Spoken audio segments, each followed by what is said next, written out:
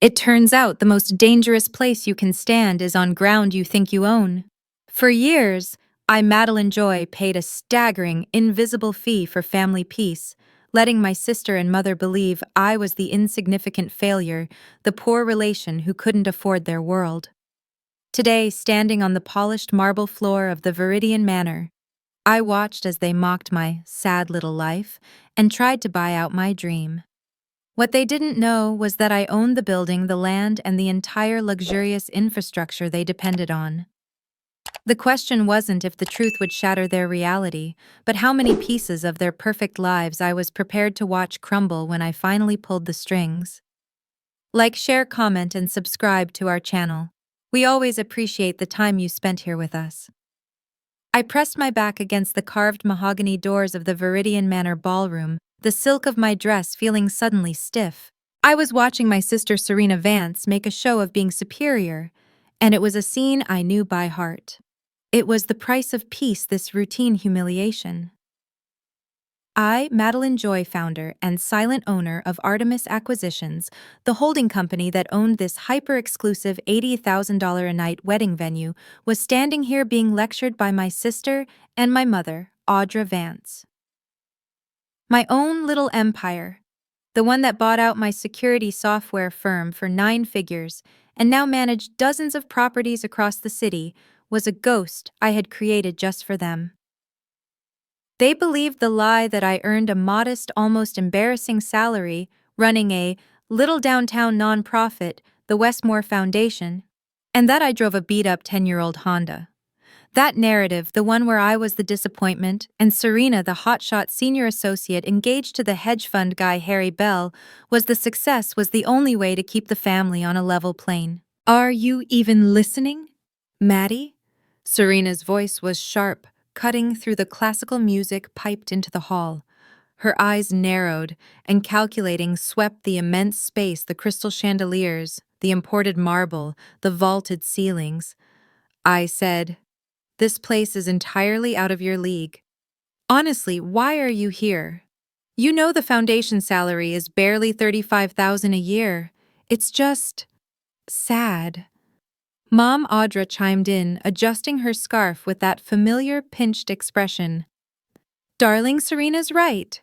Window shopping is fine, but you need to be realistic about your station. We're here to look at real options for Serena and Harry, not to fuel your imagination." The familiar tightness seized my chest, the one that came from years of being made smaller to spare their feelings. I kept my voice steady, my expression neutral. "I'm just enjoying the architecture, Serena." She laughed, a harsh, dismissive sound. "Architecture? This is commerce, Maddie. This place screams exclusive. Look at that light baccarat crystal, guaranteed. I bet the rental fee alone is more than your annual salary. Let's be realistic about your budget." She paused, a predatory gleam entering her eyes. She pulled out her phone, dialing Harry. "You know what? This is actually perfect. Harry and I need a massive, impressive venue for the engagement party. Forget the booking you had, Maddie. I'm taking this date." She walked toward the wedding planner, Chloe, who had been quietly taking notes. "Chloe, my fiancé's bonus alone could buy this place. Give me the deposit slip. $50,000 right now. I want the October 15th date. Secure it. Unlike some people, we can afford it." The audacity was breathtaking. Not only was she hijacking my appointment for my actual event, the Foundation Gala, she was actively humiliating me on property that I owned. It was the final straw. It wasn't just snobbery, it was an act of complete arrogant contempt. Chloe the planner looked distinctly uncomfortable, glancing between us. "Miss Vance, I'm afraid I need to check with the owner's holding company regarding the exclusivity terms. October 15th is complex," Serena scoffed. "Complex? Don't be ridiculous. It's money. We have money." She flashed her black Amex like a weapon. "Just make it happen. I'm not spending another minute pretending I can't afford something because my sister wants to pretend she can." I met Chloe's professional, confused gaze. She was a manager. I trusted someone who valued discretion. I held her eye for a beat longer than necessary, a faint cold nod of my head. I walked toward the French doors leading to the garden terrace, the scene dissolving into a low hum of Serena's triumphant, demanding voice. I pulled out my phone. Contact Marcus Vance, head of security and acquisitions. The price of peace, I realized, was simply too high. It was time to pay in consequences. I stepped onto the manicured terrace, the setting sun casting long, cool shadows over the rose garden. I didn't need the escape. I needed the distance to breathe. The cold certainty had set in the moment Serena tried to buy my silence with her credit card. I pressed the call button for Marcus Vance, my head of property management and security.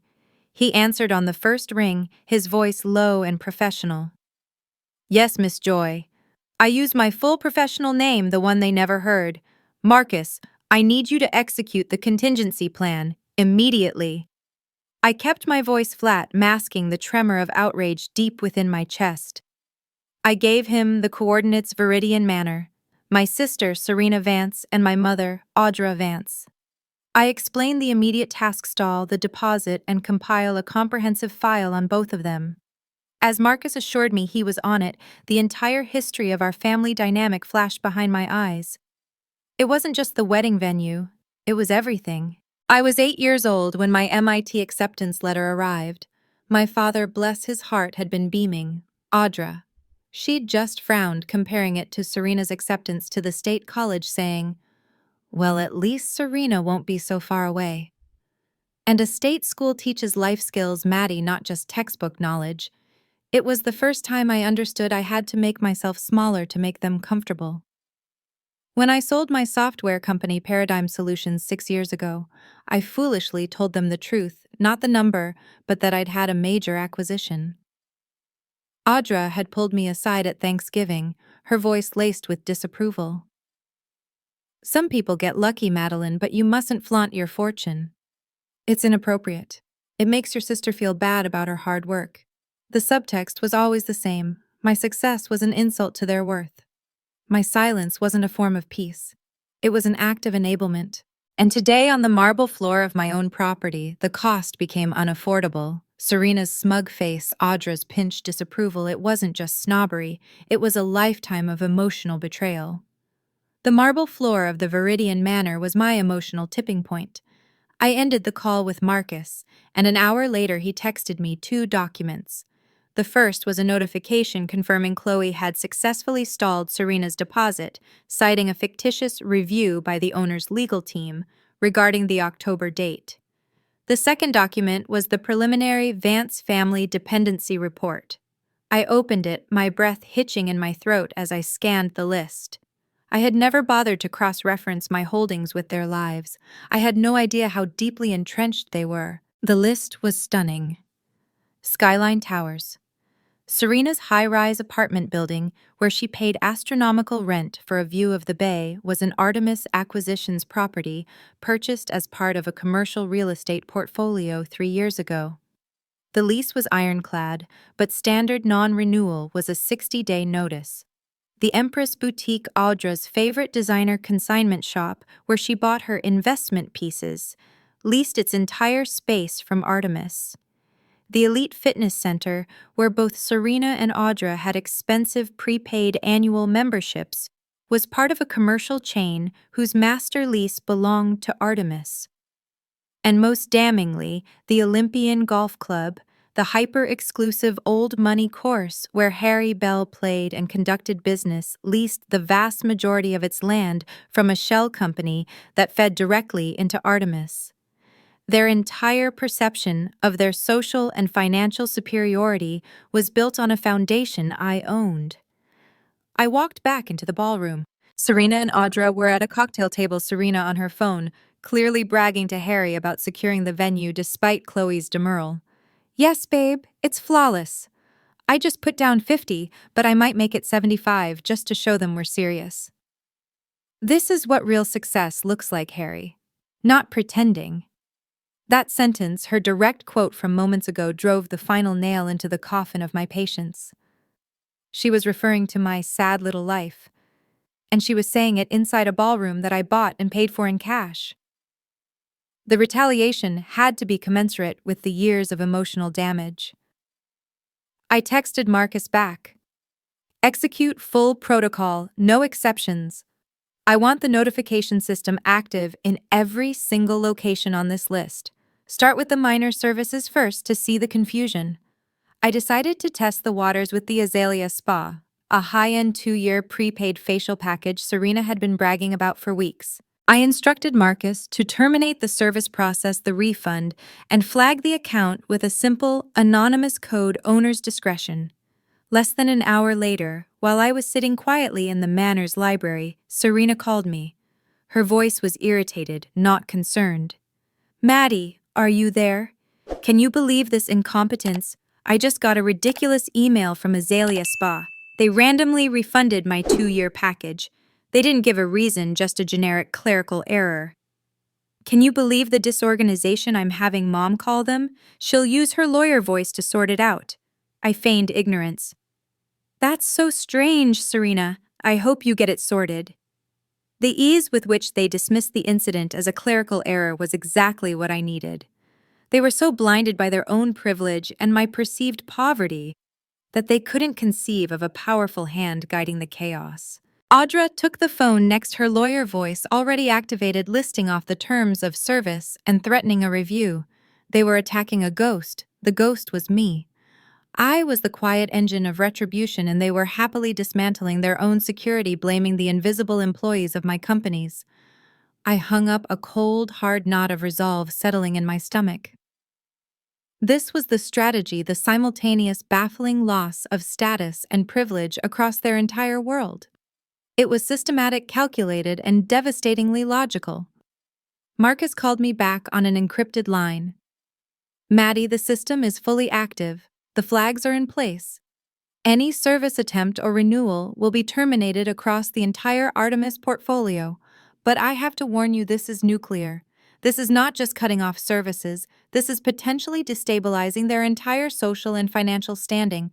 The apartment lease, the golf club. Are you absolutely sure you want to pull all the strings?" I walked back toward the ballroom, pausing just outside the door to watch Serena. She was laughing confidently, texting already, back to bragging. My resolve solidified. I remembered the years of tears I'd shed in private, the success I had to hide, the love I had to earn conditionally. "Marcus," I said, my voice barely a whisper, cold as the marble floor under my feet. "I want to see how high they float when the tide goes out." I hung up and walked back into the room. Serena looked up triumphant, her face radiant with cruelty. "Maddie, the owner, just called Chloe back. I think we're in. You really should find somewhere nice but realistic for your little party." I smiled, a genuine, terrifying smile that did not reach my eyes. I knew the call had come, but it was not the one Serena thought. The trap was set. The 3 days that followed were a cold, surgical blur.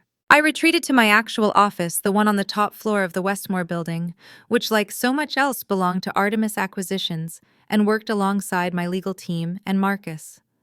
The goal wasn't merely to inconvenience Serena and Audra, it was to execute a strategic, legal, and emotionally devastating separation. I wanted to eliminate their entire ecosystem of status. The preparation had to be flawless, because I knew Audra, a lawyer herself, would challenge every single action. The first hurdle was legal scrutiny. We meticulously reviewed every document on the dependency report. Serena's lease at Skyline Towers was the anchor.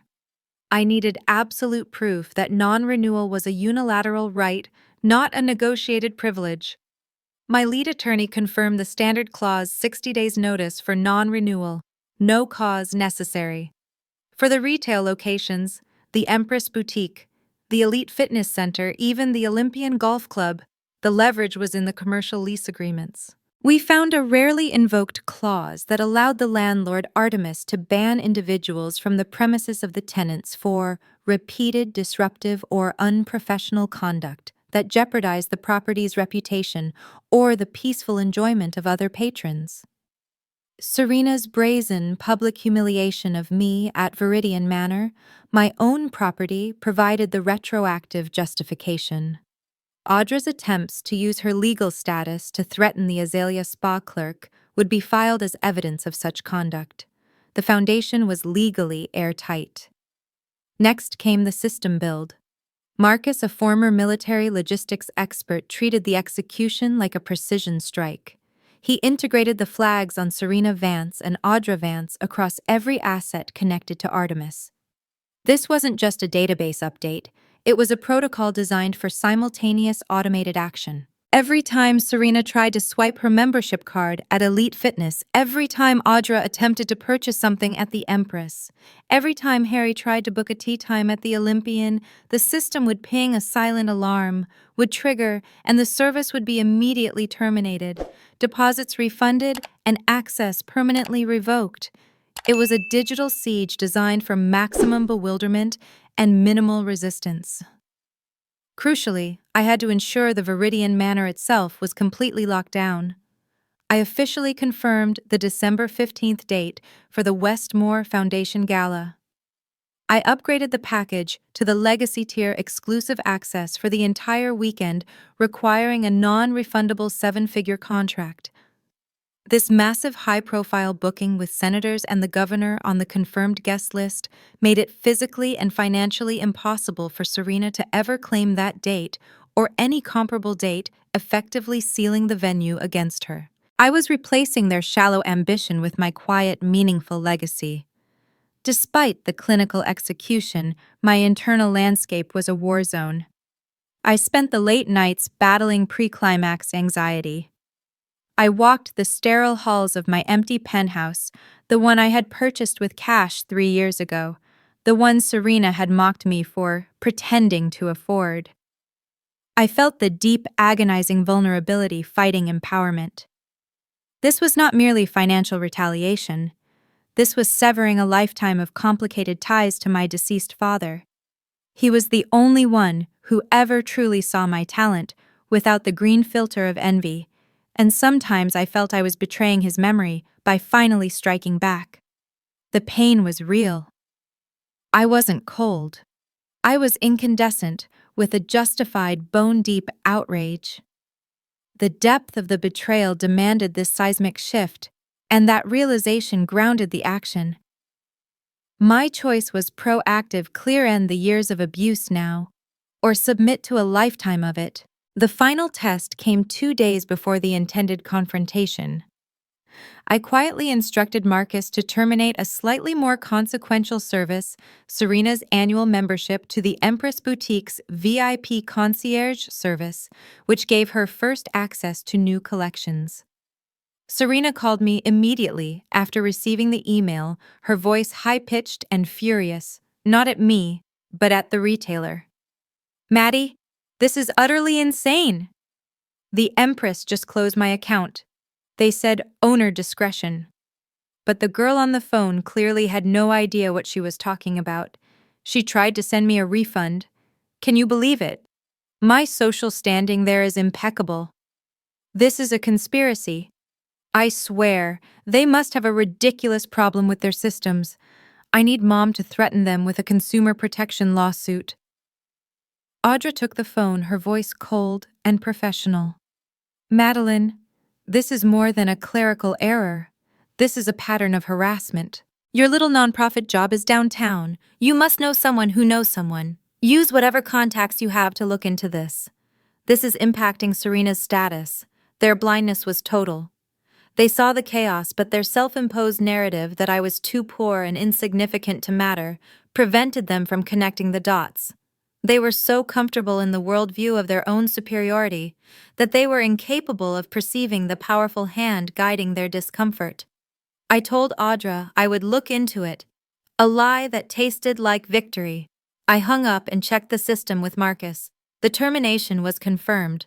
No follow-up calls or legal challenges had hit Artemis, only furious calls to the storefronts. I was the puppet master, and they were the frantic marionettes happily blaming the strings for their movement. I drove toward the Viridian Manor that afternoon for a final solitary check of the space. I stood in the exact spot where Serena had made her cruel boasts. My phone rang. It was Serena. I didn't answer, but I listened to the voicemail. She was breathless, barely containing her excitement. Maddie, I just heard from Chloe, she said. The owner called her directly. She sounded nervous, but I think it's a good sign. It means they know we're serious. She wants us to come back tomorrow morning to finalize the deposit. You have to be there, Maddie. I want you to see what real success looks like when I put down $75,000. Don't be late. I deleted the message. I looked up at the baccarat chandelier shimmering with the setting sun's light. I smiled a genuine, terrifying smile that did not reach my eyes. I knew the call had come. I was the owner. And tomorrow, the tide would finally go out. The trap was sprung. The air in the Viridian Manor reception hall was brittle with false triumph when I arrived the next morning. Serena and Audra were already there, radiating a smug confidence that was almost painful to witness. Serena wore a new tailored power suit likely purchased at the Empress Boutique and had the black Amex ready in her hand as though daring the venue to refuse her. Audra, ever the strategist, stood slightly apart, her lawyer's posture coiled and ready for negotiations. I greeted them with a cool politeness that offered nothing for them to grip. This was the trap. Chloe appeared, her face pale, but her expression set. She carried a leather-bound portfolio, but her eyes kept flicking to me, an acknowledgement of the secret understanding between us. She was about to execute my instructions, and the gravity of the task was clearly weighing on her. Mrs. Vance. Chloe began, her voice professional but strained. Thank you for returning. We appreciate your eagerness, but I've been instructed by the owner's holding company, Artemis Acquisitions, to relay an official message regarding your request for the October 15th date.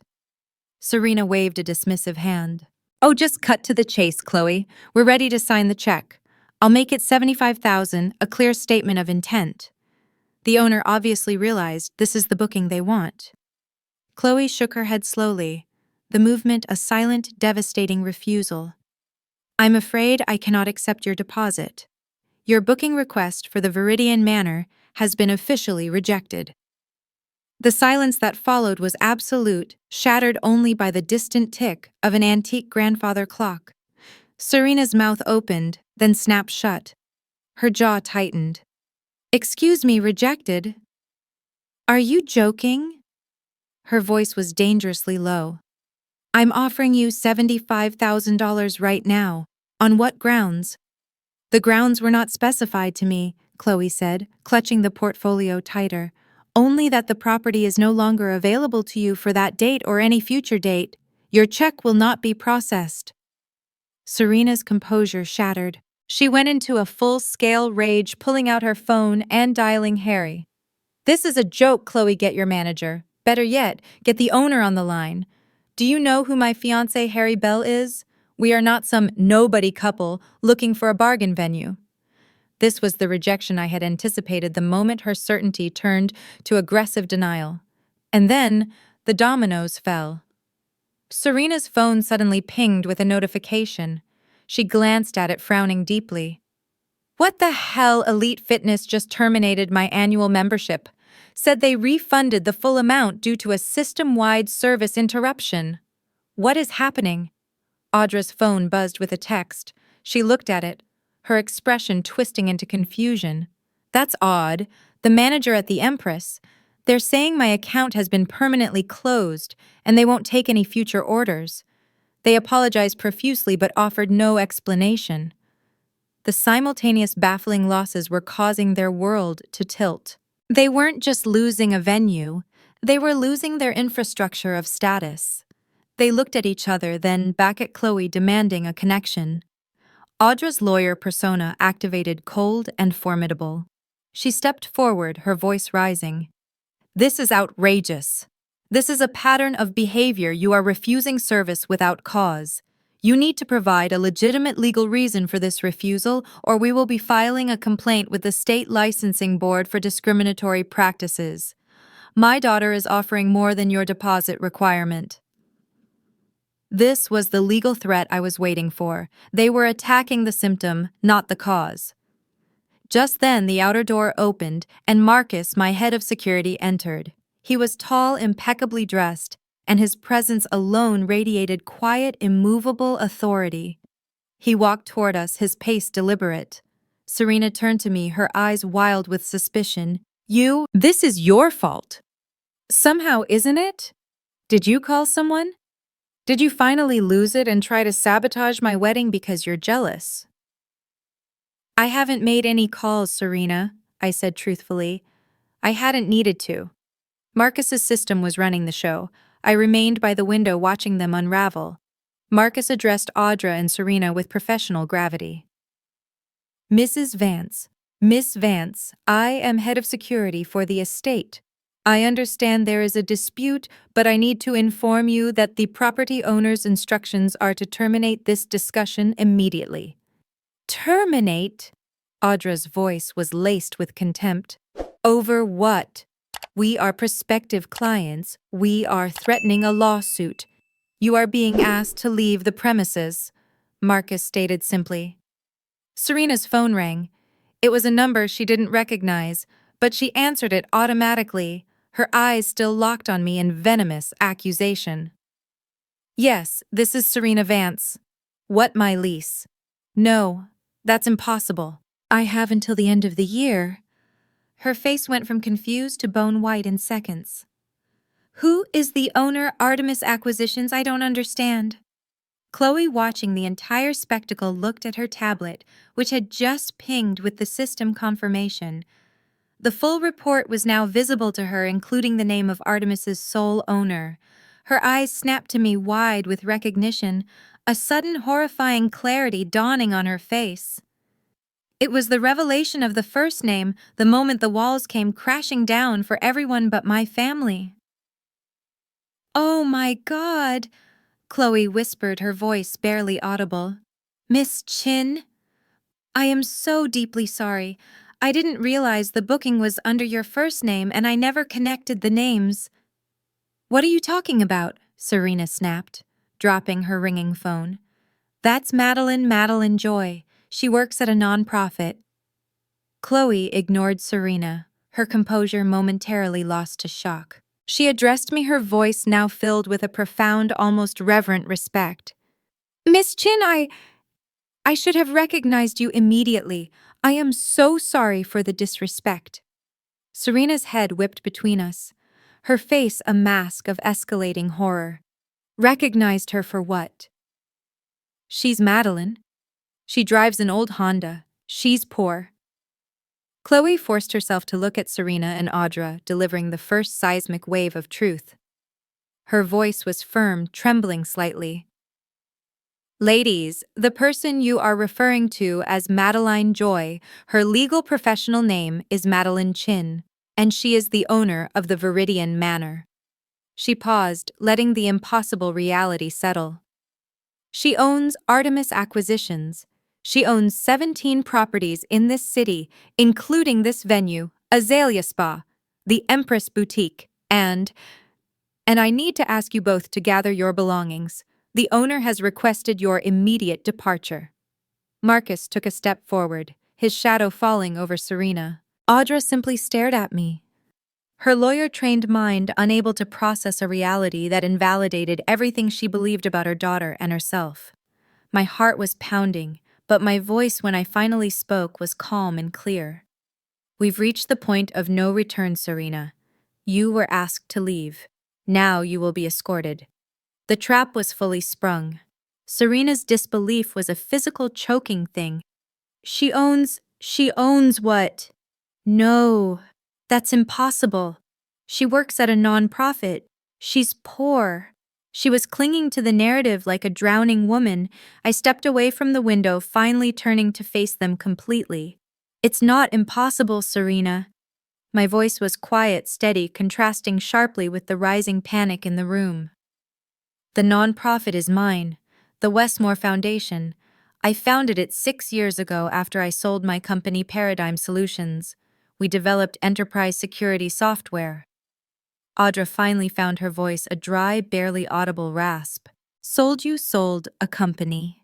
When? 6 years ago, Mom. I told you at Thanksgiving. The acquisition was $84 million. I let the number hang in the air like a detonation. It was the first time I had ever said the figure out loud to them, and it had the desired effect: total immediate shock. Serena's designer handbag, forgotten in her hand, slipped and clattered onto the marble floor. 84. That's a mistake, Serena stammered, grabbing her phone, which was ringing again, an unknown number. She answered it automatically, her eyes locked on mine. Yes, this is Serena Vance, who's Skyline Towers. What about my lease cancelled? No, you can't. Her face drained of color as she listened, the realization dawning that the chaos wasn't random but directed. Chloe looked at her tablet, her composure returning as she realized the necessity of her role. Miss Chin founded and sold Paradigm Solutions. She is the sole owner of Artemis Acquisitions. She listed the truth like a grim receipt. Artemis owns the Viridian Manor, Azalea Spa, the Empress Boutique, and Miss Vance, it owns your residence, Skyline Towers. Serena backed away, bumping into a delicate side table. My apartment, you own my home. I purchased the portfolio 2 years ago, I confirmed. And yes, I own the building you lease from. This was the full reveal, the core truth that destroyed their carefully constructed social reality. Audra finally pieced together the years of my quiet presence and their escalating cruelty. Why wouldn't you tell us the truth, Madeline? I did tell you, I replied, the years of pain fueling my calm. 6 years ago, you told me I was flaunting my good fortune. Serena spent 3 months posting online about how luck isn't real success. You made it clear that my truth was an insult to your narrative, so I stopped mentioning it. I let you believe what made you comfortable. But you let us mock you. You let us think you were poor. Serena cried, tears of pure outrage welling up. You were going to mock me either way, I said. At least this way I knew what the mockery cost you. Marcus cleared his throat, stepping closer to Audra and Serena. He was simply the executor of the facts. Mrs. Vance, Miss Vance, I am sorry, but Miss Chin has standing instructions regarding any family members who attempt to utilize her properties. Instructions? Audra demanded, her lawyer voice now desperate and weak. Once the system flags them, Marcus continued, all services are to be immediately terminated, deposits refunded, and access permanently revoked. It's an asset protection measure. The phones began a frantic symphony of consequences. Serena's rang, Audra's rang, and then Serena's rang again. I knew exactly what they were: automated confirmations of their digital exile. Those will be your various accounts, I said, a final cold delivery of information. I looked directly at Serena. That was your leasing office. You have 60 days to vacate your apartment, Serena. You'll have to look outside my portfolio. That eliminates about 40% of the luxury buildings in the downtown area. I acquired them too. This was the eviction, the final act of control. Serena stumbled onto one of the velvet chairs, her face a pale, horrified mess. You can't do this. This is insane. Harry's firm does business with half the properties you own. If you ban me, it will humiliate him. It could affect his career. This was the core of her fear, the loss of Harry Bell's wealth and status. Then perhaps you should have considered that before you called my life sad and embarrassing, I said. Audra tried the emotional rote, her voice cracking. Madeline, I'm your mother. Surely blood is thicker than 6 years of contempt. And 6 years of contempt, I repeated, piled upon a lifetime of comparing me unfavorably to Serena and then telling me I was showing off when I finally succeeded. I disagree, Mom. Chloe's tablet pinged again. She read the message, her eyes widening further. Miss Chin, I'm getting a notification from the Olympian Golf Club. They're asking for confirmation on a ban extension for an affiliated member, Harry Bell. I nodded. It extends to him. Wait, Harry. Serena's voice was now shrill with panic. You own the Olympian. I own the land they lease from me, I said. I also invest in several of the venture capital funds that deal directly with Harry's hedge fund. It's a small world at the top, Serena. His guest privileges, which were sponsored by you, have been terminated. They are likely mentioning that his golf buddies might be uncomfortable with the association. This was the Harry humiliation. The attack was complete. I had not only removed their ground, but their strongest shield. I turned to Chloe, pulling out my actual 7-figure contract for the gala.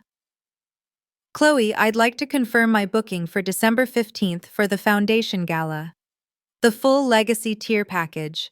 The entire estate exclusive access.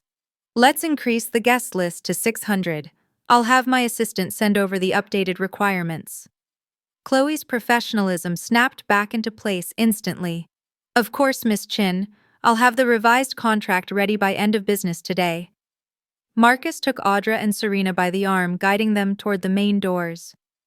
Miss Vance, I need you to leave the property now. Serena clung to the last shred of familial obligation. We're sisters. You can't just cut me off like this. I'm not cutting you off, I said, following them to the threshold. You'll still see me at Grandma Eleanor's for the holidays, same as always. You'll just have to find your own gyms, spas, apartments, and country clubs. Audra stopped at the door, her face white with the full dawning realization of her financial and social vulnerability. What about my office space, Madeline? My firm leases in the Morrison building. I smiled a victory that felt heavy and absolute. That's one of mine too, Mom. Your lease is up for renewal next month. As Marcus led them out the door, closing with a definitive click, their phones rang again, a continuous maddening sound of their unraveling world. I had finally achieved the catharsis I needed, the ultimate, undeniable assertion of my agency and growth. I walked back into the silent, glorious ballroom. The chaos was over. The foundation was gone. I stood there for a long time after Marcus closed the door behind them, the massive ballroom now feeling impossibly silent. The air, which had been thick with their rage and denial, was now thin and cool. I felt an extraordinary lightness, a weight lifted that I hadn't realized I'd been carrying since childhood. It wasn't triumph that filled me, but a profound sense of catharsis. The explosion had happened, and I was still standing completely whole. I nodded once to Chloe, who was nervously arranging place settings that didn't need arranging. Thank you, Chloe. I appreciate your professionalism. It's an honor, Miss Chin, she whispered, her eyes still wide with shock and respect. She saw the 8-figure investor, not the poor little sister. That simple professional acknowledgement was the first moment of external validation I received for the whole ordeal. I left the Viridian Manor 20 minutes later, driving my modest car, the one I kept specifically for family encounters, back toward the city. The entire ride home was punctuated by a continuous barrage of noise from my phone. I had set it to display incoming texts and calls without making a sound. The screen was a blinking record of their desperation, unknown number. This is Harry Bell. We need to talk about Serena. Call me now. Serena Vance. Maddie, this is insane. You have to stop this. You are ruining my life. Audra Vance. Madeline, this is a legal issue. This is harassment. You have crossed a line. Serena Vance. Please, I'm sorry. Can we just talk? Call me back. I ignored them all. I didn't need to read the substance. The escalating panic on my screen was enough. I was asserting my boundaries with an impenetrable wall of silence. When I finally reached my actual home, the penthouse Serena had once toured and mocked, I silenced the phone entirely.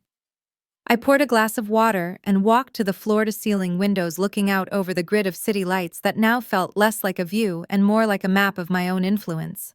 The silence was immense. Just as the adrenaline was beginning to drain, my phone vibrated again with an incoming call. I checked the screen. It was Grandma Eleanor. I answered instantly. Eleanor was the only piece of genuine, unconditional love left in my immediate family structure. Grandma, hello. Madeline Joy, she said, her voice a complex mix of concern and a certain undeniable amusement. I just got the most interesting call from your mother. She seems to believe you own half the commercial real estate in the downtown core. Care to elaborate? I gave her the abbreviated version, the sale, the 6 years of hiding, the mounting jealousy, and the moment on the marble floor where Serena's cruelty became unbearable. I explained the strategy, the necessity of the calculated retaliation to end the cycle. When I finished, Eleanor sighed, the sound heavy with years of unspoken family truth. You know, dear, I'm not even surprised. Serena's always been my golden child's golden child. Your mother always handled her own insecurity by making you smaller, didn't she? I felt the sudden burning moisture in my eyes. It wasn't the rage of the confrontation, but the catharsis of validation. I think so, Grandma. I think so. Well, I'm proud of you, Maddie, she said firmly. Not just for the business, but for handling this with grace. You didn't yell, you didn't gloat. You just removed yourself from an unhealthy situation. That takes real strength. That was it. That was the phrase I needed. It confirmed my agency. I wasn't being petty or cruel. I was exercising my fundamental right to personal freedom and protecting my peace. The tears finally came, then quick and hot, a release of 6 years of resentment. Thank you, Grandma, I whispered. Now, she said, her tone brightening instantly. About this foundation gala in December. Am I invited because I need a new dress, preferably from somewhere Serena can't shop? I laughed, a genuine relieved sound. You're the guest of honor, Grandma, if you want to be. This was the true success, celebrating my life with the people who saw my worth, not the people who mocked my journey. The immediate aftermath was over. The foundation had crumbled, and I was finally free. The morning after the confrontation was dedicated entirely to legal reckoning. The chaos Serena and Audra were experiencing was now funneling into my office in the form of official documentation. Marcus had predicted the speed of Audra's response. By 9:00 a.m., my lead legal counsel had forwarded a frantic, poorly drafted cease and desist letter from Audra's firm accusing me of defamation, anti-competitive practices, and familial cruelty. It was more emotional rant than legal threat, a clear sign that Audra was operating on pure panic, not strategy. My legal team dismissed it instantly. The contracts were, as predicted, airtight. The non-renewal clause for Skyline Towers was exercised legally, and the commercial lease bans were justified by the disruptive conduct clause. There was no ambiguity. Their consequences were irreversible. Mid-morning brought a more calculated and thus more dangerous communication, a formal letter from Harry Bell's personal attorney. The letter, stiffly worded, didn't directly threaten a lawsuit, but hinted darkly at Harry's hedge fund's influence and the potential reputational damage to my foundation if I continued to blacklist his fiancée. It was a veiled attempt to leverage his perceived power against my charity work. I didn't dignify it with a direct response. Instead, I directed Marcus to reply on behalf of Artemis Acquisitions. His letter was polite, professional, and devastatingly factual. It showed with concise precision the exact percentage of commercial real estate in the downtown financial district owned or controlled by Artemis, and then the masterstroke, it listed the 3 major venture capital funds Harry's own hedge fund managed money for, all of which had me listed as a significant silent investor. Marcus's letter concluded by stating that Artemis would continue to enforce its security protocols across its entire portfolio to protect its investments, including those shared indirectly with Mr. Bell's clients. The threat was met, neutralized, and inverted. Within the hour, Harry's lawyer sent a terse, one-line email confirming the withdrawal of their letter. The threat immediately evaporated. The last piece of resistance came from Serena herself. I had ignored dozens of her texts, but I allowed myself to read the latest one. It was a long, rambling message, but the content confirmed my deepest suspicions. She still didn't understand the core issue. She didn't apologize for years of mocking my life. She only apologized for the humiliation. Serena Vance. I know I was harsh, but you have to understand the damage you're doing to my reputation. I can't even get coffee near my old office. Harry is furious and he's going to lose his country club membership. You have to fix this, Maddie. This isn't about us being poor. This is about you destroying my entire social life. Can't you see how embarrassing this is? Her concern was entirely external, the loss of her status, not the loss of her character. There was no remorse, only anger at the inconvenience. This confirmed agency was all the clarity I needed. I didn't reply. I walked away from the screen and headed to the roof of my penthouse. The wind was cool and sharp. I looked down at the city and felt a profound sense of personal freedom. I wasn't driven by malice. I was driven by the necessity of survival. My actions had forced an undeniable truth into the light. My life was mine to define, and my success was not theirs to diminish. The ultimate act of revenge was not the termination of services, but the permanent assertion of my boundaries. I had finally stepped out of the shadow of their expectations. The growth was complete. They were evicted from their apartment, and I was evicted from my self-imposed cage. 6 months later, the Viridian Manor was transformed. It wasn't just beautiful, it was vibrant. The marble floors gleamed under the warm, intentional light of the massive chandeliers, not for a lavish wedding that symbolized debt and pretense, but for the Westmore Foundation Gala. The space was filled with purpose: politicians, community leaders, artists, and philanthropists, the people who were helping me build a genuine legacy. I stood near the main staircase looking over the hundreds of guests, the energy of positive impact swirling around me. I wore a gown that felt less like armor and more like a celebration. The event was a resounding success, a powerful symbol of resilience and community, and the ultimate refutation of Serena's definition of success. My grandmother Eleanor, dazzling in a new dress from a boutique far outside the Artemis portfolio, stood at my side. She was indeed the guest of honor. "It's magnificent, Madeleine," she said, her voice filled with genuine pride. "Look at what you've done! You've filled this enormous space with something real." I smiled, my gaze sweeping the room. I remembered standing on the same marble floor, enduring Serena's humiliating boasts. I remembered her cruel certainty that I was a failure. The space felt completely different now, no longer haunted by toxic jealousy, but consecrated by my true worth. I walked to the French doors leading to the terrace, where I had made the initial call to Marcus. I pulled a glass of champagne from a passing tray, a vintage from the collection Serena had so casually dismissed. I raised it not in a toast to my wealth, but to the assertion of my personal freedom. To my father, I thought silently, and to never making myself smaller again. My journey from vulnerability to empowerment was complete. I had achieved more than revenge. I had achieved emotional clarity. The consequences I had inflicted were not the end of the story, but the necessary beginning of my true life.